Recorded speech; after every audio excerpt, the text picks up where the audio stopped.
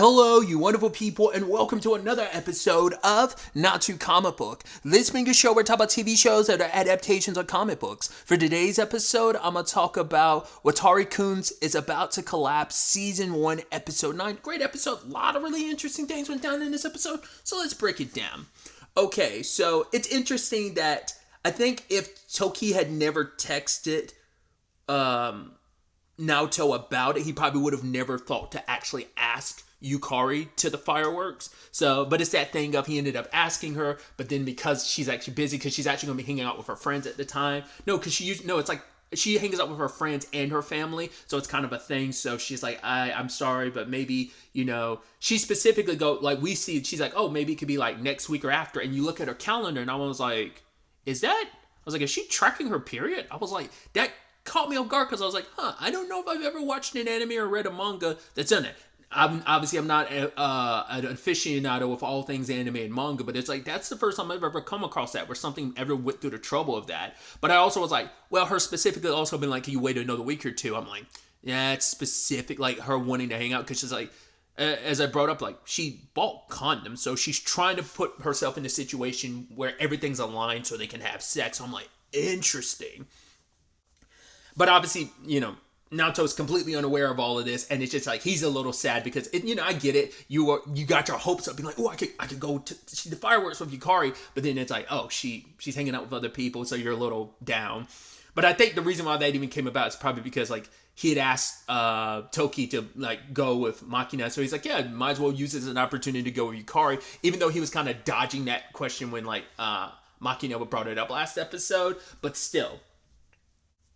So he ends up asking Suzu, but Suzu's like, I'm going with one of my friends too. So he's like, oh, you're busy. She's like, oh, why don't you ask Satsuki? But he's thinking like, oh, what happened last time? That's weird. That's awkward. But then luckily it's like, well, Satsuki's actually working that day, so it's not an option. He's like, oh, I see. I think there was definitely a sigh of relief, because it would have been awkward, but Satsuki would have been the only other option. And I think in his head, he's like, he knows Satsuki enough that she would have still wanted to go. So to him, it takes the choice out of his hands. The fact is that he feel awkward taking her, but then he'd also know, like, if I did invite her, because she is my friend and I want us to be friendly, but if I did invite her, she would jump at it, and I don't know how I would navigate that situation. But I think for him, he feels good that it's like, okay, it's a moot point because the choice is taken from me, so I don't even have to even think about it. So he's like, right, I'll go with you and your friend. We can kind of go that way. So they ultimately end up going, and he's thinking about, like, because Yukari reached out to him and was like, hey, since I'm going to be there with my friends, like, we could sneak away a little bit because you're going to be there with Suzu and her friends, so we can sneak away, like, meet around 7 p.m. at the shrine. It'll be all good. It's like, cool. And then he doesn't think about it till later on. He's like, wow, Yukari's going to be in a yukata. So I was like, oh my god, that's going to be crazy. But then, like, Toki texts him being like, yo, so like Makina kind of just ran away from me. It's like, I don't think it was anything I did. We were just having small talk, and then just all of a sudden she jet. So ultimately, she's heading in the direction of the shrine, which feels poetic considering that's where him and Yukari are going to meet later on. But anyway, so he goes and tracks her down, and then we find out why she was acting that way. Because for her, it's like, yeah, I've been around guys before, but it's usually flaky guys that are just like interested in me in that way. It was never like a two-way street fully. I enjoyed the attention, but it was never anything real. So, but now she's also going to an all-girls boarding school, so she doesn't have a lot of experience with guys. Because she even was like, yo, you're having me like a very, like, you didn't tell me your friend was going to be very adult-like. Because Toki, presents himself like in a very, he seems a lot more mature for his age than you would think he is. And so for her, it's kind of like, not only do I have because he's very different in comparison to most boys she does interact with. So him being so mature, and she doesn't know how to have a one-on-one conversation. She's like, I mean, at the very least, I could have a one-on-one conversation with someone of your level. And even Naoto's like, what does that mean? And so she's just like, oh, can you still pretend to be my boyfriend type of thing? He's like, no, dude, I can't do that. That's super not fair. Like, we're not going down this route. That's why I put you and Toki together so he could play the role. But either way, because once again, she's just making up excuses so she can just be around Naoto, but also like, I think it was a little overwhelming being around someone like Toki, especially because it's like, for her, it's like going from like 0 to 100. At least in her mind, Naoto is like, it's like going from 0 to 40. He's kind of a safer, like, okay, I can handle this, versus like, that. But then these two guys come up thinking like their boyfriend and girlfriend like fighting, and it's like, oh, why don't you come hang out with us? And then Naoto's like, hey, so when I say run, let's run. And she takes off running, and he's like pretty far behind, because it's like, oh, he kind of got shocked. But it's like, right, you are like on a track team, so it makes a lot of sense that you would take off like that. But for her, it's like, what kind of, like, what am I, a dog? You're going to tell me to run immediately? Shouldn't you like fight for my honor? He was like, dude, I don't care if I look uncool in front of somebody. The fact is, I'm not going to, like, if, running is the better option, because he's like, if I stood and fought, I would most likely get beat up. And it's like, who'd be there to help you? So I don't care if I don't look cool. All I care about is making sure that you're not in danger. So even if it means looking uncool, like, oh, wouldn't a cool thing be to stand your ground? It's like, no, I want to de-escalate the situation so I can, because protecting you matters more than my pride. And so for her, it's like, but what if running away isn't an option? He's like, then I'll do whatever it takes to protect someone that's important to me. And she's like, oh, okay, so you have that perspective. And she's like, so even if that person is me, would you go through those lengths for me? And before now to get saying that, the fireworks go off, and he's like, oh, what did you say? Were you saying something? She's like, no, never mind. And he's thinking about like, oh, I'm supposed to meet with, with Yukari. Well, he calls her by her last name. And he's like, wait, Ishishara, like that's your girlfriend's name? It's like, yeah, we're supposed to be meeting here. And it's like, okay. And in her mind is like, okay, his girlfriend can't be that pretty. She can't be all that. And then sees Yukari, and it upsets her, and she runs off. She's like, okay, I can go back off my own. I'm going to meet with my friends. What about the whole fake boyfriend thing? She's like, I don't care. It's fine. I'll figure it out on my own, and runs away.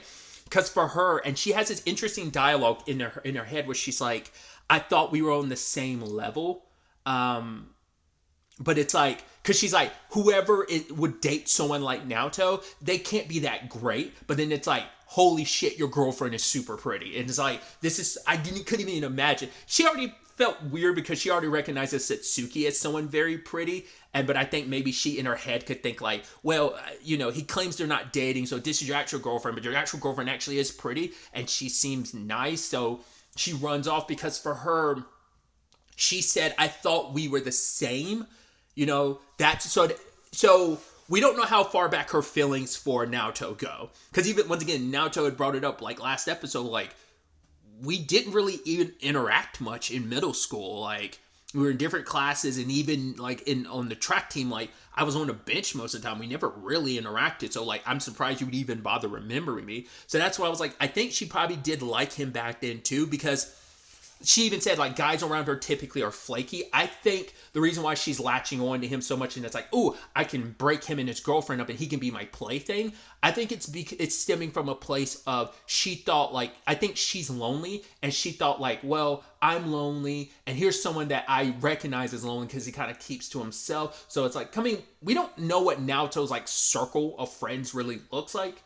Like, other than, like, Toki, like, we don't really, and some of the random, like, background NPC characters, like, well, that's redundant to say, like, NPC, like, we don't really see him, like, have a close-knit circle. Like, Toki is like, I'll probably go as far as saying that Toki seems to be his best friend, but other than that, we don't really, he doesn't have a fully defined, friend circle. And so maybe that's always been the case for him. And so she kind of felt like, oh, you're a bit of a loner, so am I. And so she always connected with him and saw this opportunity as like the whole using him as a plaything was, like, I think, her defense mechanism, because she probably thought, like, well, he's unpopular, he's uncool, like, I could never fall for someone like that. But now she's kind of coming to realize her own feelings about it, and this might not just be a now thing. She felt that way back then, but she probably tried to justify it in her own head about, like, me being with someone like him, as she constantly tries to be like someone of your level, like, you're beneath. But now it's like, I do, like, it's not, she's like, I'm not envious of Naoto being with someone like that. It's more so I'm envious of, like, I think she wants to be with him, and then she's coming to terms with that. And this episode deals heavily with that, like, people coming to terms with things. So, but Naoto ended up leaving with Yukari pretty early, and especially because she was initially going to go home. And I think for her, because she says it later on, it ended today. Today was the last day of her period, I think. And so she was probably trying to get him home because that's where her condoms are. So she's probably thinking like, well, my family will be out, so this will be an opportunity to like make it happen tonight. I don't know if that's fully what she was thinking, or at the very least they could hang out at her house. Regardless, the weather got pretty bad. It is really sweet, like they're holding hands, like, you know, he's like, oh, like hold my hand like while we run, because I could get us an umbrella, but she's like, no, it's okay, but she forgot she's in yukata, so, you know, not as maneuverable. But it's like, oh, let me hold your hand, and she holds out her hand and they run, and lo and behold, who's there at the house waiting? Satsuki. She seems like, oh, I covered up the vegetables, I brought in some of like the stuff that Suzu was working on, like I brought them into the house. That's all I came over here for, but it's like super windy and stuff, and we kind of hear what sounds like a trash can or something hitting Satsuki. Brought them in, but then Tameo's sign on the door says like, yo, don't disturb me until morning. I love that I think the last time we saw Tameo was like maybe episode 2 or 3.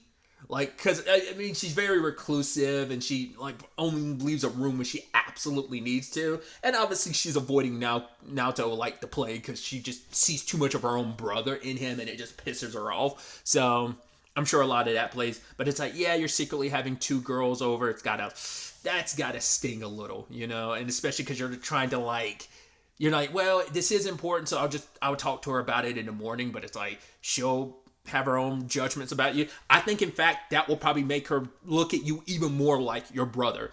Because like there's something that went down with her brother that she viewed him in such a negative light, and for whatever reason, like I think his relationship with some of the girls around him makes her see so much of her brother in him in that capacity. Either way, the girls take a bath. Naoto leaves out some clothes for them, and while in the bath together, you know, initially Satsuki's like, I'm sorry about, like, kind of like, oh, I'm in your way. But then Yukari's like, no, I'm not worried about it. But Satsuki's like, I know you are. Stop lying. She's like, all right, you're right. I'm worried about it a lot. But Satsuki tries to alleviate those fears by being like, he wants to be with you. She's like, in fact, he's happy with you, and I'm happy that he's happy. It's like, all Naoto wants to do is be friends. All we can be and all we ever will be is childhood friends. Even though she did what she did last episode, being like, oh, how far can we cross the line? And she's like, oh, I'm messing with you. But I'm like, she meant that really, because she does have these feelings for him. And it's interesting because she's like, this is how I feel. Because it's like, but what about your feelings? It's like, no, Satsuki's like, this is how I feel. This is what I want. Like, how I'm feeling doesn't matter. And before she's about to leave, you know, Yukari says like, you know, you feeling that way. And then she stops herself saying, never mind. But it's like, out of anyone, I'm sure in those moments, Yukari is seeing a lot of herself in Satsuki. That in her capacity of, I know what it's like to bottle up your feelings. Like, that's what the whole Fujioka situation, if I'm remembering correctly, that's what that whole, if I'm remembering his name correctly, but that's what that whole thing was about, was like her not being able to fully express her feelings to people, tell them how she feels, and she knows what that feeling is, bottling that up, and how suffocating that can be, and she knows it's like, it's only a matter of time. But she also, it's so interesting because I think Satsuki kind of had that similar perspective of like, I want to strike before Yukari really realizes how she feels about Naoto, or how Naoto really feels about Yukari, before you both come to terms of how you feel about each other. That Yukari's doing the same thing. She even says later on, I want to strike before Satsuki's able to keep her, like, get her head on straight. Because once again, she's trying to pass it off like, oh, like, all I care about is, you know, Naoto being happy. But at the end of the day, it is also about your own feelings too, because she kind of conveyed, we still don't know what it is, but she conveyed something to Toki, and Toki was like, I understand how you feel. Not to the same extent, but he's like, to some degree, I do understand. And I think, my theory, I'd said this like last episode or episode before last, I was like, I think the thing she said to him is, I want a family. And she was saying that was something that Toki nor Naoto could ever fully understand, because they probably do have families regardless of it. At least Naoto has his sister, you know, so I think that's what she's like rubbing up against. And it's like the complicated thing of like, you're trying to be selfless, but also while ignoring your selfishness. And I think it's okay to want to be selfish of like, I love you and I want to be with you, but trying to come to terms with that, because you're trying to be a supportive friend. Because in her mind, it's like, Naoto is keeping me in his life despite everything. No matter what went down all those years ago, it's irrelevant. I'm in his life now, and I want to stay that way. And even if it means having to just be his childhood friend, sit on a sideline, bury my own feelings, then it's all okay as long as I get to stay in his life. I get to stay near him, and he doesn't hate me. But it's like, Yukari recognizes, like, but that will eat you from the inside. Like, living that way is not a way to live. So she wants her to embrace her feelings, but then Yukari's also coming from the selfish place of, I know how you feel about Naoto, but I like him too, and I want to be with him, and I don't want you to be with him. And it's like having like the conflict, the eternal conflict. They're both struggling with this situation. It's like very heartbreaking. It's a very tough situation, and that's where it's like a Naoto, even though he's made it clear in this end of like, they're still in that considered a trial basis still. So it's like, but he's kind of laid down his flag, but he's not fully aware of how Satsuki feels about him. Even he's not fully aware of how he feels about Satsuki. Even Makina of it all, like, he doesn't view her the same way, and I'm sure he's completely oblivious to how she's feeling about him. I think Satsuki probably has an idea, but Yukari hasn't been around her enough to know how she really feels. Either way, Naoto is like putting them in, I guess, Suzu's room, and he's in his own room. But Satsuki's like messing with him, like, oh, I just came to use the bathroom, but you thought I was Yukari, huh? And then like he's like, yeah, I didn't get to say it before, but thank you for like bringing in Suzu's stuff. And she's like, oh, no big deal, you know. And he's just like, well, I want to thank you regardless. And when she goes back in the room, you see her blushing because, like, it did mean something to her. It's like, even the smallest things, him being thankful and stuff like that, it means the world to her.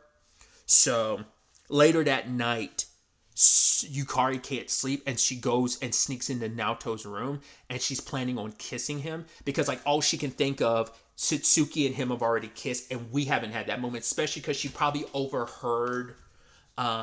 No, because she had not even overheard. She had said in front of Yukari, like, oh, I'm sure you guys wish you were alone together. She's going to do a whole bunch of making out. It's like, they haven't kissed yet. They've held hands and, you know, they've confessed how they feel about each other, but they haven't kissed yet. And it's like, and that just adds to the insecurities. I don't know if Satsuki's fully doing that consciously or subconsciously, not realizing how much of a, like, she likes teasing Naoto, but it's her way to kind of like alleviate some of the complicated feelings she's feeling. But I think also, like, I don't know if she realizes how much of a dig that is against Yukari, because she's like, she doesn't, like, I think she saw that Yukari saw them kiss, right? I don't remember. I'm pretty sure she did. She knows that, but like, I don't know if she actively is doing that or if she's doing that subconsciously, not thinking the biggest deal of it. But it's like, you already know Yukari is so insecure when it comes to you. So that's why she's like, oh, I want to kiss you. But then he was like, oh, no, don't, Suzu. And she's like, no, I can't do that, especially while he was sleeping. But she's willing to do whatever it takes because she's like, in her head, it's like, Satsuki will always have the leg up because, like, you've already kissed. It's you're not dating, but it's still the thing of, you kissed him and we're dating and I still haven't kissed him. So she's trying to get that leg up. But just when she was leaving, he was like, oh, like, you know, Satsuki, you up here being bad again. And for her, it's like, why'd you immediately think Satsuki? It's like, well, she was just messing with me earlier, pretending to be you. But he's like, no, I wasn't. It's just like, she's been in my room before, but it's like, no, but like, she broke in here.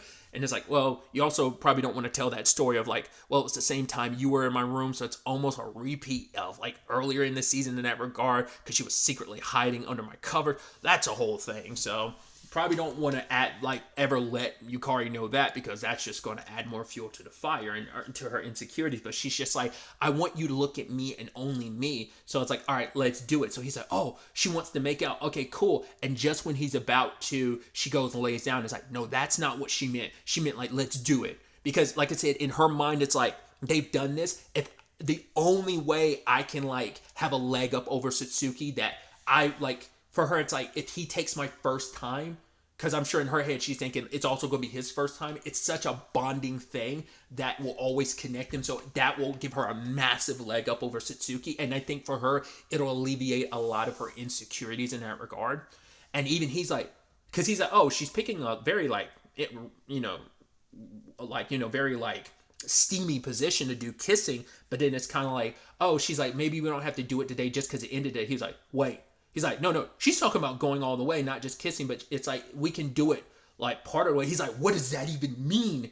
And when he's leaning in about to, do anything at all, he pulls away and he's like, no, like, we shouldn't rush this. And that like scares her and she freaks out and runs. Not freaks out, but in Naoto's mind, you understand where he's coming from because he made it clear. He said this to Satsuki. I don't think he said it to Yukari. The whole element of he feels like he's not good enough to be with Yukari and he wants to be the man that is deserving of someone as amazing as her. And so for him, it's like the guy that, because in his head, it's like he's thinking about like, all right, her perception of him is like, oh, you're not like every other guy. And it's like, if I do that, then I'm just like every other guy. So it's kind of messy, but it's like, I also want to be the guy. Like, I want to cherish what we have. We are here. We're slowly getting closer and closer. And like, even though it's on a trial basis, I want us to foster this and make it so strong that it isn't so easily broken. And if I do this, if we move too quickly, then it's going to be something that could be so easily broken. But for Yukari's perspective, it's just kind of a thing of, oh my God, like, how is he going to view me now? I'm going to look like it's shameless and easy, because in her head, she has like such an idealistic version of Naoto in her head, which he's trying to be a good dude. He's trying to meet that expectation in her head while she's thinking she's lowered in his head, because in her head she has this expectation of like, both of them are trying to like have this idealistic version of like who they're supposed to be for the other person, because they put each other on such high pedestals. It's like, she's so above, and this is the type of guy she thinks I am, so I want to meet that expectation. And Yukari thinks he's this type of guy, and she feels like I'm so lower on the totem pole because he's so high on this ped. It's such a mix match thing, and it's so complicated. You just feel bad for both of them. And I don't think anyone's wrong in the regard. I think Naoto did what I think was the right thing. Like, we don't need to rush, especially because like Yukari's doing it for the wrong reasons. Like, it shouldn't be your first, like, everyone, hypes up your first time. It shouldn't be, because, it's important, sure, but it's also, like, not the most important thing ever. But it should also be, like, your first time should be with someone that you're in love with. Even if it doesn't last or whatever, it should still, come from love, not, which she likes him, but she's also driven by the insecurity of, I want a leg up on Satsuki. I want something that is so, like, connects us, that it's like you're coming at it from a wrong perspective, rather than it being like, this is the right time, this is what we should do. Like, that's where I'm coming at it from. So, and then you have Satsuki saying like, Naoto, you idiot, because like Yukari's like breaking down, like crying, because of all that. And it's like, I mean, to be fair, you played your own role in this too. Like, it isn't just on Naoto turning her down, it's also you. But she's also like, she's probably looking at it like, I basically laid the groundwork. I made Yukari feel okay about it, ignoring my own feelings, but now here you are hurting her in the process. It's like, you idiot. Like, this is just going to make her maybe even more insecure. But it's like, to be fair, you're not helping this situation either. So it isn't just on, Naoto isn't the only one being an idiot. You're being an idiot too, with just like not acknowledging how you're feeling, especially because like, that's why Yukari's pushing herself so far. Maybe that's also why Satsuki makes those little jabs and made that joke, is to force Yukari's hand. Like, she was like, I'm basically like, yo, I'm giving you both a layup and an opportunity to push you to do this, so that it alleviate, like, maybe she is thinking like, I am purposely poking the bear so that you will do something that'll force your hands. But now it's like, I gave you both a golden opportunity, and Naoto, you shot yourself in the foot. But it's like, it's such a complicated thing. So it's going to be interesting to see when eventually like his aunt wakes up and it's like discovers this situation, not unless you get them out of there or pretend like they got here. Well, because like their clothes are drying, they're currently wearing your, it's a whole thing. Luckily, they're sleeping in that room, you're sleeping in your room, so it won't be misconstrued, but your aunt will still probably be pissed at you and threaten to kick you out again. Maybe not. It'll be interesting to see where the next episode ends up taking us going forward with that. I looked it up out of curiosity because I just assumed that maybe this would be a 12 or 13 episode season. It's like, no, this is a full 26 episode season. So we're not even at the halfway point yet. So there's a lot more story to cover. I mean, obviously, like, I'm sure, like, you know, even if this was a 12, 13 episode anime, I knew there would still be more story to tell, but I didn't realize the anime was going to be this long. So that's interesting to put things in perspective. So we're basically only like close to a third of the way through the anime right now. So it's going to be interesting to see what the next episode has in store for us. But really, that's all I want to talk about. Till the next time we meet, be happy, be safe, live life to the fullest, and enjoy it. Good day and goodbye.